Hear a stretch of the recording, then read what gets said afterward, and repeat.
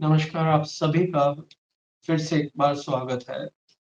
आज राजनीति की एक ऐसी खबर आपके साथ साझा करने की कोशिश करूँगा, जो काफ़ी कुछ सिखाती है, काफ़ी कुछ समझाती है, घटनाओं और नेताओं की भाषा बदलती किस तरह से है, ये हम समझ सकते हैं। भाजपा, आप और कांग्रेस का तालमेल कैसा बन रहा है, तो वो देखने के लिए जहाँ पर आम आदमी पार्टी, बीजेपी और कांग्रेस तीनों अपनी ताकत अच्छे से लगा रही हैं, वैसी जगह देश की राजधानी दिल्ली पे हम फ़ोकस करते हैं। तो दिल्ली में क्या हुआ है, पिछले दिन बारिश अच्छी खासी हुई और जब भी बारिश होती है तब दिल्ली में नज़ारे कुछ ख़ास होते हैं क्योंकि एक बड़े शहर में पानी की भरना दिल्ली देश की राजधानी है और पानी भरना ये समस्या काफ़ी सालों से दिखाई जा रही है। विपक्ष में जब बीजेपी थी तब क्या बोलते थे और अभी सत्ता में आते ही उनके क्या सुर हो चुके हैं, इसको समझेंगे।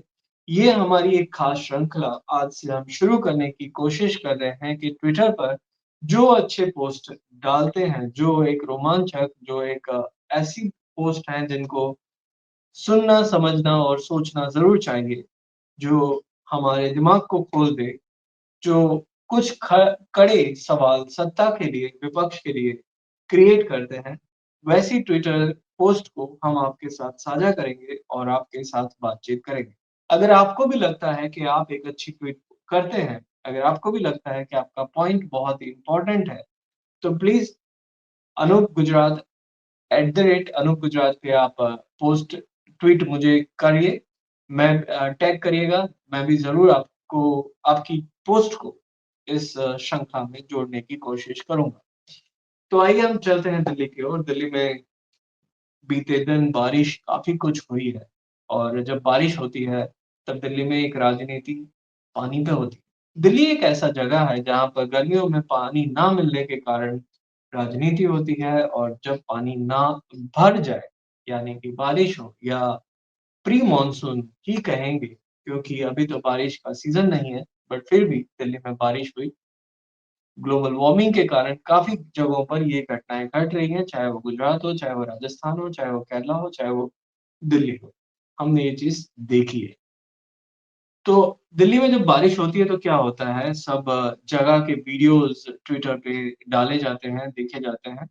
अ, हमने वैसे ही कुछ ट्वीट आपके साथ शेयर कर रहे हैं।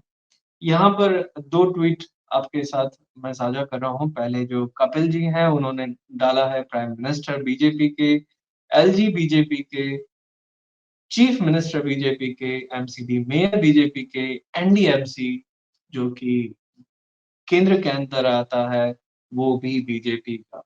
तो 4 नहीं बट 5 अ, सत्ता है, 5 इंजन हैं, लेकिन सारे इंजन फेल होते हुए दिख रहे हैं क्योंकि समस्या जस के तस नहीं, समस्या जस से बढ़ चुकी है। दूसरी अरुण अरोड़ा जी का पोस्ट है, यहाँ पर इन्होंने तेजिंदर बग्गा जी जब पिछले साल बारिश हुई थी, तब काफ़ी ऐसे गड्ढे ढूँढ कर नाव चलाते हुए सड़क पर दिखाई दिए थे और सवाल कर रहे थे कि आखिर दिल्ली में पानी भर रहा है और दिल्ली के मुख्यमंत्री केजरीवाल जी क्या करें? ये प्रश्न उन्होंने उठाया। पर अब क्या हो रहा है? देखते हैं इस पर आम आदमी पार्टी की अपनी राय क्या है। आम आदमी पार्टी के नेता विपक्ष जो दिल्ली में हैं, आतिशी जी जो कि पूर्व मुख्यमंत्री भी रह चुके हैं, उन्होंने 2-3 पोस्ट की कल पानी भरने की, जिसमें बीजेपी को भी उन्होंने आड़े हाथ लिया, अ, मंत्री अधिकारियों को भी आड़े हाथ लिया। और उनकी ट्वीट को रीट्वीट करके अरविंद केजरीवाल जी ने भी सहमति दिखाई कि जी हाँ, यहाँ पर ये समस्या बनी हुई है।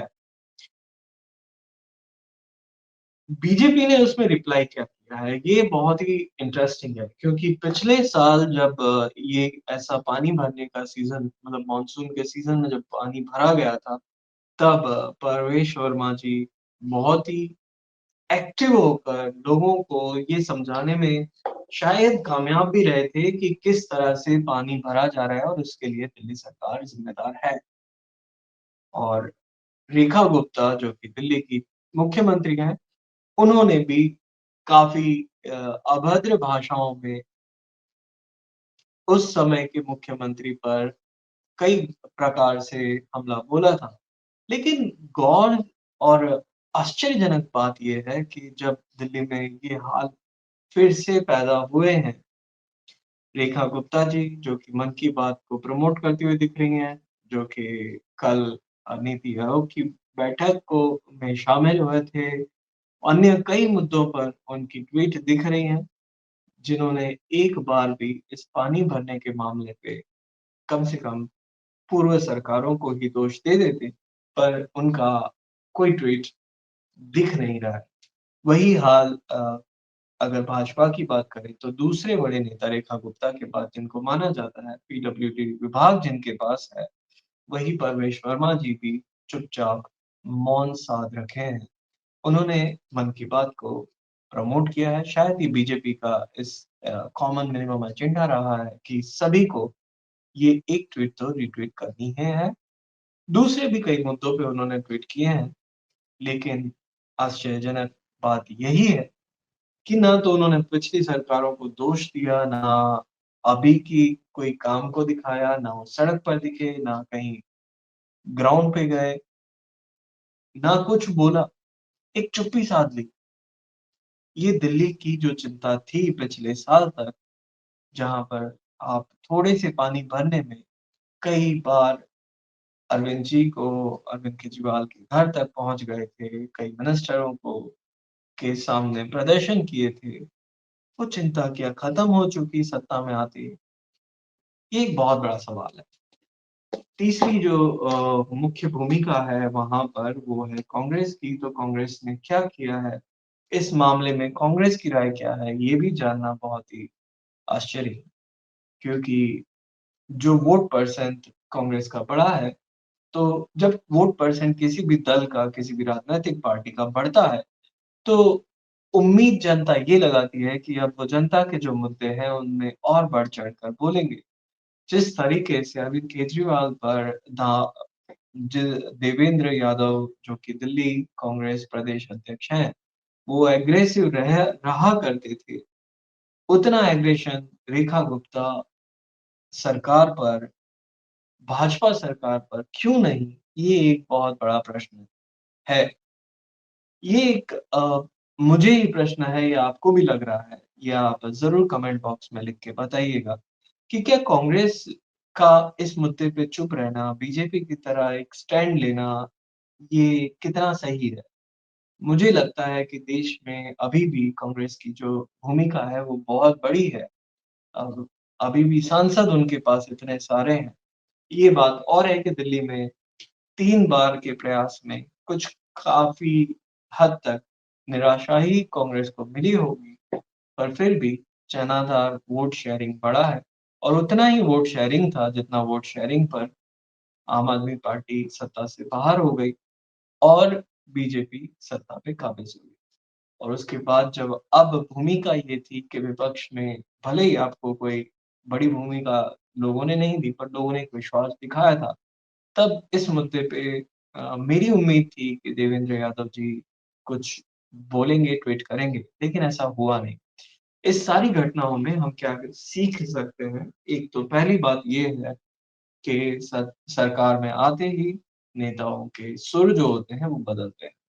तो जब भी आप किसी पार्टी या दल की हिमायत करते हैं, जब भी आप किसी दल के समर्थक हैं, तो इस बात को मत भूलिएगा कि सत्ता में आने के बाद शायद आपको भी अपनी आवाज़ को, अपने मुद्दों को चेंज करना पड़े।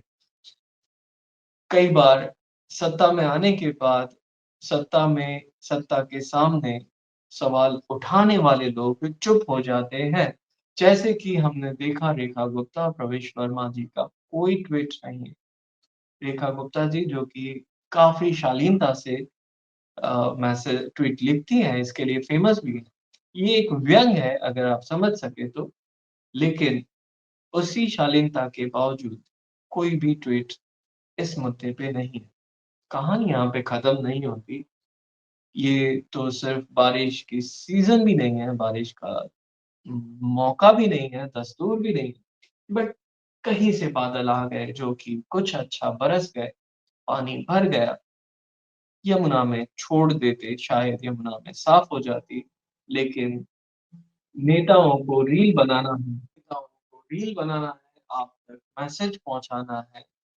आप भी जान के रहिए, अगर आप एक राजनैतिक अ, एक्टिविस्ट हैं, तो आप ये सीख सकते हैं कि अपने मन से ज़्यादा अपने दिमाग पर कंट्रोल रखिए, क्योंकि मुद्दों को समझना हर एंगल से बहुत ज़्यादा मुद्दों को अगर आप राजनैतिक कार्यकर्ता हैं, तो मुद्दों को सीखना, समझना और उन लोगों तक पहुँचाना एक बहुत बड़ा कला है।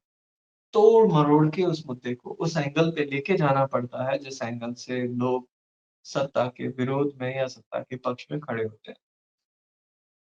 संचार विभाग बहुत बड़ा जो है वो सत्ता पक्ष के पास हमेशा होता है, तो एक एडवांटेज सत्ता के साथ होता है। तो मेरी भूमिका ये रहती है कि सभी थोड़ा विपक्ष में जुड़े रहें ताकि ये न सत्ता सावधान रहे, सत्ता ज़्यादा काम करती रहे।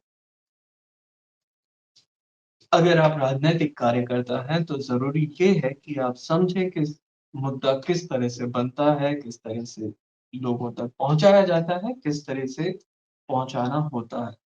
संचार विभाग हमेशा सत्ता के साथ रहता है, तो मे अगर आप वोटर हैं, अगर आप देश के नागरिक हैं, तो विपक्ष का साथ देना ये आपका कार्य कर्तव्य और धर्म है। क्योंकि विपक्ष आपके लिए आवाज़ तभी उठा पाएगा जब आप उनके साथ खड़े रह पाएँगे।